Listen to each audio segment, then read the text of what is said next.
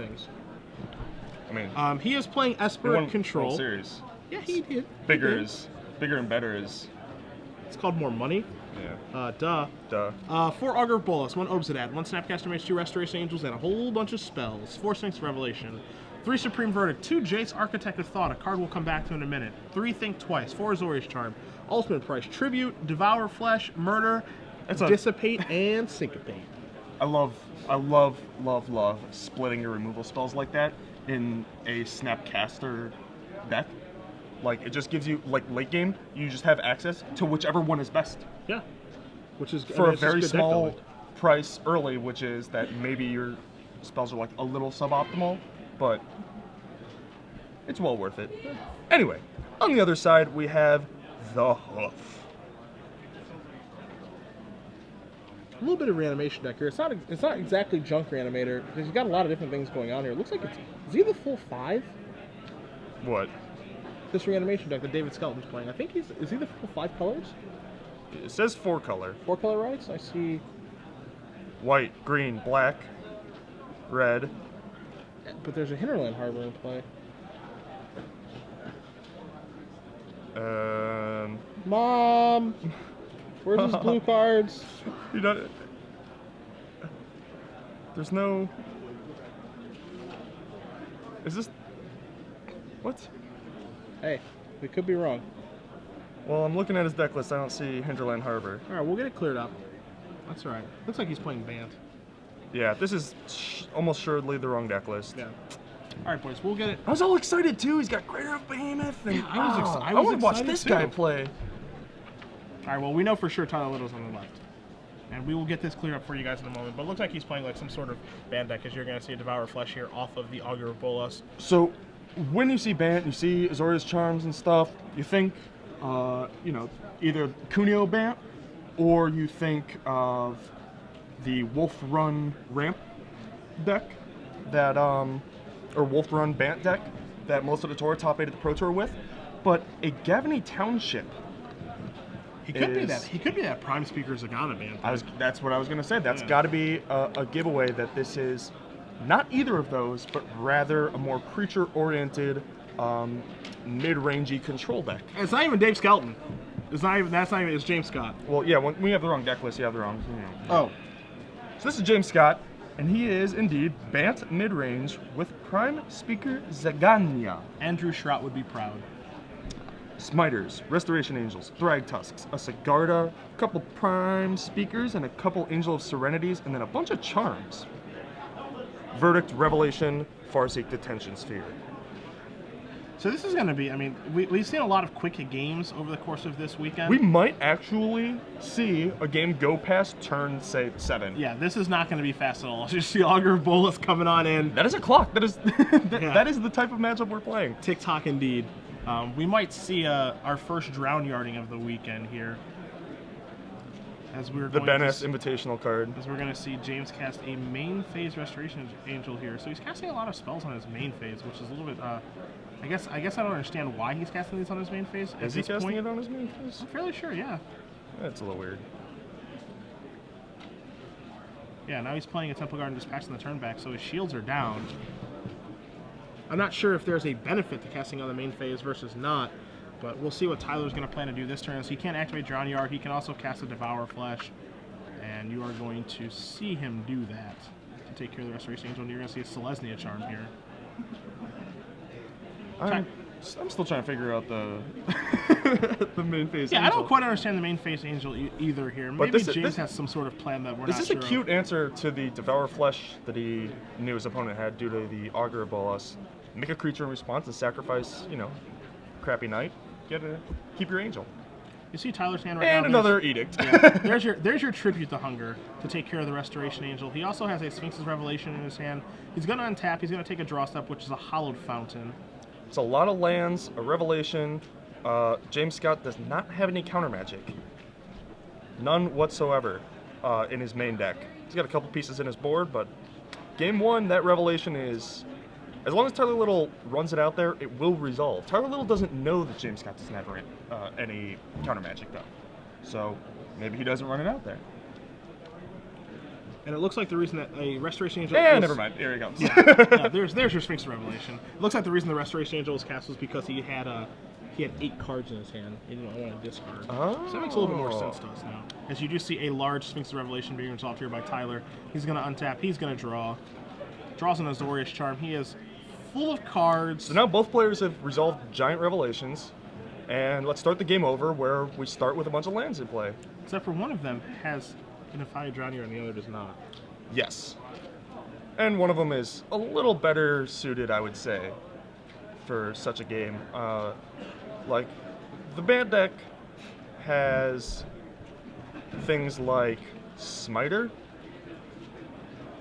that really aren't that good, and Verdict. Supreme Verdict, not the best card against the Esper control deck. But yeah, there's the Drown Yard.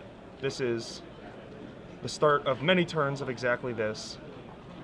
As you are going to see a Think Twice here from Tyler. He's going to flash it back as well. We've seen two Nephalia Drown Yard activations thus far in this game, and if this is going to be a game about playing draw go, this certainly favors Tyler. These drew a bunch of cards. Quite a bit here, as you see in ultimate price the draw step, a second Nephalia Drown Yard coming into play, and Tyler is even done attacking with the Augur of Bolas, because why attack? Yeah. That's not the life total I care about. The life total I care about started at 60, and we're going to whittle it away. As a Farseek for a breeding pool from James, taking one more card out of his deck. Tyler is going to cut that. I think we're going to see 2 Drown Yard activations here. And the Ben Stark Invitational card is indeed getting the job done here. It is quite good. And game over. And James clearly understands exactly what's going on here. He concedes almost immediately as he cannot get himself out of this situation. So Tyler Lytle is up a game here with Esper Control. And you have James's deck list in front of you. And besides, he flooded out a little bit there. But he's going to need some cards that actually have an impact in this matchup. Get those Supreme Verdicts out of his deck. He's definitely got a couple cards to take out. But I'm looking, he actually doesn't have that much to bring in. He only has 2 pieces of counter magic in the form of 1 Negate and 1 Dissipate.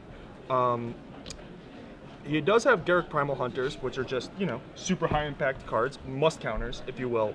But the most interesting thing from James Scott is Psychic Spiral. Oh, do the twist. Which, if you have Star City Premium, which you should, I did do a video on a match from the Pro Tour. Shameless self-promotion. Where Lucas Yaklovsky absolutely walked Wafotapa all around the room and perfectly into his Psychic Spiral. And Wafotapa was playing a deck very similar to Tyler Lytle's. It's not easy to take Wafotapa for a walk. Yeah, it is not. Now, I will say that James's version of this kill is very different. Sure. Because he doesn't have as much counter magic to back it up, and he doesn't have Snapcaster Mages. Now, one of the bigger reasons that the Psychic Spiral kill works is because you don't have to draw it in the blue-white-red deck, or what have you, the Snapcaster Mage deck. Because you can just hold a Snapcaster Mage, and then they're killing you by milling you. They have to hit the Spiral eventually, and then you can Snapcaster it. Sure. Hopefully through a Cavern of Souls, too. Right. And with more counter magic to back it up. James Scott does not have either of those key aspects of that combo, the Snapcaster Mage or the overloading counter magic to back it up. So he is more on a cross your fingers type application. This is probably like a really bad matchup that he couldn't solve easily. And so instead of just scooping it, he's giving himself a chance to win by, and again, those other decks only play 1 Spiral because, you're going to hit it with your Snapcaster. James has 2. Sure. Because he actually does need to draw it. Okay. So it's kind of a Hail Mary. Hey, it's worth a shot. Yeah, let's see if it works out. I mean, as the Esper player, you see Smiter, maybe you take out some of your counter magic. You still need to counter Revelation, but I don't know, maybe that's the hope. And then you can get them with a Spiral when they tap real low. We'll see. We'll see how it plays out. The question here for James's deck is, his deck is capable of drawing a lot of cards between Sphinx Revelation, he has Prime Speaker Zagana, he also has 2 copies of Garrett Primal Hunter in his sideboard, Correct. so drawing cards is not really going to be that difficult. The question is, the cards that he actually does draw, are they actually going to do anything, or is he just going to draw into more card drawing and then just go, I can't do anything, you win. Right. He doesn't have a card like Nathalia Dranyard to actually, kind of bust things open. That's where Tyler gets a bit of an advantage. He can add on to his advantage as well from his main deck, where he does have 2 copies of Negate. He also has 2 copies of Duress. So he does have some proactive and reactive effects that he can board. And he also has a Jace Memory Adept, an additional Obsidian if he wants to go that route, a Detention Sphere to clean up anything that does get through, and he does have a Dispel, and more importantly, a Psychic Spiral of his own. Ooh, so, well, that is unfortunate for James, because even if James gets off the lucky spiral this game, it only works once. Because all Tyler has to do is board in his 1 spiral, and it no longer works. Yeah, so we'll see. I guess James only has 1 Snapcaster Mage, so he still could work. Yeah, it could work. So we'll see both players looking at their 7 cards here. They're both happy. James is going to lead off with a Breeding Pool. You see a Hollow Fountain here from Tyler. So we are underway here. Glacial Fortress. Sorry, that was a Hinterland Harbor. So there's a Glacial Fortress coming into play tapped. Isolated Chapel into play untapped for Tyler. This is kind of a glacial matchup. Yeah, it certainly is. So you're going to see a Farseek here, and Tyler's going to let that resolve. Maybe he does have a Negate in his hand, maybe he doesn't, but either way, he's going to let that one resolve, and I don't think that one's really worth fighting. Attention Magic players, we are now taking sign-ups for our Legacy Challenge event. Well, min advantage is a thing, and Legacy format, in these control mirrors, it's more important to always hit your land drops than to accelerate, because the game's going to go long. Your mana advantage isn't going to last. What's important is your extended mana advantage throughout multiple turns when you enter the mid game and transition from the mid game to the late game. And that just comes from raw card advantage. Cards like Think Twice, as you see, are actually better than Farseek in these types of matchups. Because they ensure that you actually do hit your lands and actually are able to find some spells as well. Exactly. Cavern of Souls from James was naming Angel, and now you do see a Loxodon on Smiter here. Why doesn't he counter it? No reason. Well, Tyler flashes back and thinks twice. It's naming an Angel. Smiter, of course, not counterable, and that is one of the reasons that I would think Tyler might think about boarding out his counter magic, but I think he knows that this is a control mirror. You want all the counter magic you can get, and Smiters and 1 Cavern, it looks like, from James, is not going to be enough to dissuade him from... Wow, is that a Rest in Peace? Yeah, what you see there is you see a Duress there from Tyler. Tyler took the Azorius Charm. There was an additional Loxodon on Smiter, a Thragtusk, and 2 Angel Serenities in James's hand. So he's going to come across with this first Smiter here. And Tyler does have a Rest in Peace in his hand, which blanks the Psychic Spiral plan, but is also a fairly dead card as he's getting beaten down by 4/4s. Yeah. So if he Azorius Charm to draw a card, not to bounce a Smiter, which makes me think that he probably has a Supreme Verdict here. There's going to be something to clear this board up here. He's just going to get beaten down by 4/4 Elephants. So you see a Restoration Angel in his hand right now too, but that does not trade favorably with a Loxodon Smiter. There's an Athalia Dranyard. That it does not, and it looks like he's got a couple Sphinx's revs. I don't actually think he has the Supreme Verdict, which makes me question that Azorius Charm cycle. Maybe he's digging for the Wrath rather than setting up for it, but I don't know. I think taking a couple turns off from Elephant Beats might have been a good idea there.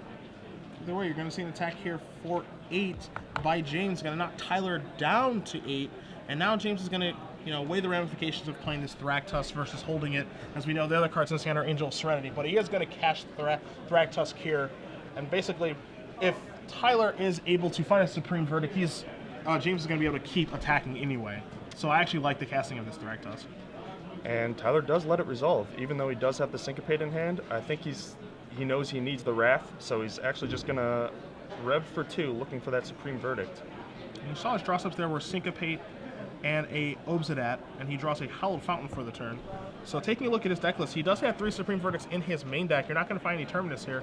And he does just have a couple copies of, spot removal spells between 4 Azorius Charm and Ultimate Price, 2 Tribute to Hunger, 2 Devour Flesh, and a Murder. But right now, what he needs is a Supreme Verdict, and he doesn't have one. He does have Big Ghost Daddy, which it looks like he's thinking about casting here. Brings him up to 12, and then he doesn't blink it out and tries to block.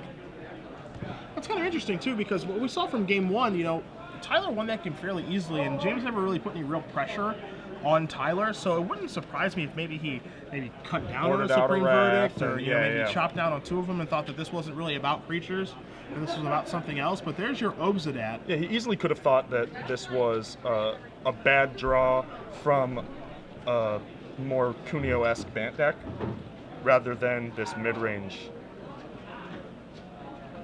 But now Obsidat is here. It is going to hold down the fort, but Angel Serenity is going to clear it out of the way, and you're going to see a lethal attack from those 2 Spiders and a Thragtusk, and James Scott is going to win game number 2. So let's see if Tyler goes back to his board. Yeah, that's what I want to see too, if he's going to go back to the drawing board here. And see, now he realizes that James has a lot more creatures than I thought he had. This is not what I expected. So, he does have 3 Supreme Verdicts in his main deck, and he actually has a 4th one in his sideboard, so we'll see if he decides to move up to 4. Maybe he's happy with 3 and he just didn't draw 1. But he's definitely rearranging some things here. As you see, James is already pile shuffling his deck, so he's happy. Yeah, he knows what his in and outs are, but Tyler Lytle definitely kind of in the dark after game 1, gonna have to readjust. It is interesting that he had like Rest in Peace. Yeah. In his deck. I mean, it really shows that he wasn't quite sure what he was up against. Yeah, that's just a simple result of not really seeing anything game 1. Beating him too easily. Yeah, it just really kind of crushed him. So, Rest in Peace is the card that you just brought up that maybe Tyler sideboards out now when he... And then this Psychic Spiral. Yeah, and then the Psychic Spiral happens, so... James's deck is a little bit erratic because it has different draws it can have. It can have the Loxodon Spider beatdown draw. It can play a little bit more controlling draw with Revelations and the Prime Speakers to draw some cards. It does a couple different things. I wouldn't say that it does either thing incredibly well, but it has the flexibility to be able to do both things kind of okay. Yeah. I would also say that you kind of have to draw to one of your plans and not the other. Like, if you're on the Smiter beatdown plan and draw a Spiral, that's awkward. That's real awkward. Sure. But if you're, if you have the Smiter draw, and you back it up with Angel's Thragtusks, and then like Garrick's awesome because he can play both sides, right? Of course. Garrick can be the follow-up to the Wrath on the beatdown side, or it can be just an awesome control card. But unlike Garrick and probably Sphinx's Rev, I guess I would put in there. Selesnya Charm, kind of. I don't even know. But I feel like you have to draw the right half of your deck, but not in the terms of a rock deck drawing the right half of its deck. You have to draw the right half of your deck to your own game plan. Yeah, and you have to draw you have to draw at the right time. Exactly, because he does have 2 distinct paths to victory here, and there's not much overlap. So James is shuffled up. He's presented, and you saw Tyler go back to his sideboard, considered his options. He's got the furrowed brow. He's still thinking about it. Yeah, he's definitely in the tank a little bit here. Game 1 and game 2 played out wildly different. And so, he wants to be able to sideboard in such a way that he can kind of hedge his bets, because James' deck does do 2 different things. You saw game 1, you saw a Sphinx's Revelation resolve, you saw a Restoration Angel, and then you saw some milling. And the cards that he turned over, a couple Angel Serenities, he turned over a Prime Speaker Zagana. So I think that Tyler has a pretty good idea of what's going on over there. But he wants to sideboard in such a way that he can hedge on both draws from James's deck. And I think that the Esper deck does have the tools to do that. I mean, James had so many cards in hand and was like missing, like not playing anything. I mean, he could have been Reanimator missing a color, Like, his range is so wide there. Even though Tyler Lytle milled like 15 cards, nothing was really, besides the Prime Speaker, nothing was really that indicative of exactly what he was doing. And that's because what he's doing is just playing a bunch of sweet cards and sort of doing his thing. So we see both players who keep their 7 cards. You see some initial land drops here. Tyler has resolved a Think Twice. He's probably going to resolve the back end of it in just a moment. And you're going to see a Loxodon Smiter here from James. So no Farseek for James. But, okay, we're actually going to see a Tribute of Hunger. It's going to take care of that. So Tyler does not want to get beaten down at all here. He wants to have the board clear as long as he possibly can, so he can do things like flashing back Think Twice and just get into the mid to the late game. He must have been pretty hungry to eat an entire elephant like that. He's got another one up here. This might be a good draw. Cavern, and I saw a Garrick in his hand, so this is definitely the Smiter draw. Yeah. So this means that every spiral that he peels is basically dead. Sure. Velocity and Smiter does resolve, of course. Tyler decides not to Devour Flesh and actually wants to increase his velocity by flashing back a Think Twice. And we are going to see the Devour Flesh now on his main phase to take care of that Loxodon Smiter. So Tyler 8-1. Play around the Selesnya Charm trick that James did game 1. And now there's your breeding pool, and that's coming into play untapped, and now we're going to go for the Garrick. And does this resolve? Is there a negate here? You see a Think Twice in Tyler's hand, and you see an Unpleased Magician, I believe. Ooh, yeah. Well, this is exactly what James needed to happen. Absolutely. Right? Like, a bunch of big threats where he has to answer them, and follow it up with the Garrick is just the perfect top ends to your curve. Refuels you, unwrathable, slices, dices. Yeah, it does it all. It's the slap chop. It's the slap chop. There's nothing that Garrick can't do except for move pink sleeves out of the way and get us some real tokens. As Tyler draws a Dissipate for the turn and now a negate. Oh, that is awkward. That is an unfortunate order that those events occurred in for Tyler Lytle. I am inclined to agree with you. As now, this is, once some things start to slip through the cracks against Esper, things get a little bit more difficult. But, well, it snowballs so fast. Yeah, if creatures slip through, it's okay, as you're going to see a Sphinx's Revelation here from Tyler in the main phase. He has to main phase it because if his Rev gets countered, he just loses. Yep. Which means that now James has free reign for a turn. He can peel 3 right here. He can play a Thragtusk and peel 5. He can just make another beast up it. Looks like Thragtusk draw 5. Thragtusk. Wow. Yep, Thragtusk draw 5. That is quite a turn. Yeah, and this is the thing that the Esper deck never wants to happen. Of course, Esper doesn't want, these... Esper can deal with threats in play because they have Supreme Verdict. But it's the combination now of having so many cards, having to deal with a Planeswalker, having to deal with threats in play, attacking from multiple angles of attack, and that Cavern of Souls kind of looming there, kind of making counter magic bad as well. Yeah. This is where the Esper deck gets in trouble. It never wants to be in the situation because it really can't catch up from here. One of the few cards that you can actually catch up with here is a card that Ben Stark played at Approach Montreal, which was Planar Cleansing. But again, you have to actually be able to beat the cards that are in the opponent's hand now, too, and James has so many. Well, that's the thing about Garrick, is it forces such a specific sequence to be able to deal with it that, you're going to be tapping so low. Well, first of all, it's unlikely that you're even going to be able to deal with it a lot of the time. And even if you do end up dealing with it, you're going to have to tap low, you're going to have to invest a lot of resources into killing just this one spell. And, they either are getting beasts out of it or a bunch of cards or both. It's a card advantage machine in that single-handedly attacks from 3 different angles. It's a Planeswalker that's hard to kill, it creates creatures every turn that are fuse threats, and it can just draw a million cards. And now you're going to see a Witchbane Orb here that Tyler has to negate. He has to counter that. Dissipate takes care of that negate. So now Witchbane Orb is in. So now Tyler is in a world of trouble. He cannot be Drownyarded or Duress or Edicted. We have 4 Edicts in this Esper build. 4. 2 Devour Flesh and 2 Tribute to Hunger. Those no longer work. Now James quickly untaps after Tyler displays a land and says go. Knows that he's in the driver's seat now. Here come the Beast tokens. Planar Cleansing. Oh, why? Why, oh, why? Yeah, Planar Cleansing, a card that, again, Ben Stark played, I believe there was 1 copy in his main deck. There may have been 2 looming throughout his 75, but you see now exactly why that card was in there, because it is a beautiful catch-all that can get, an Esper deck out of this situation. Would it win him the game? That's debatable, but would it get him back into the game? Absolutely. Well, I mean, Tyler's, he's set up exactly where Esper wants to be, except for James has all these permanents, right? He's got a ton of lands in play, a ton of cards in hand, and a Sphinx's Revelation to refill after everything is, exchanged. You trade down, but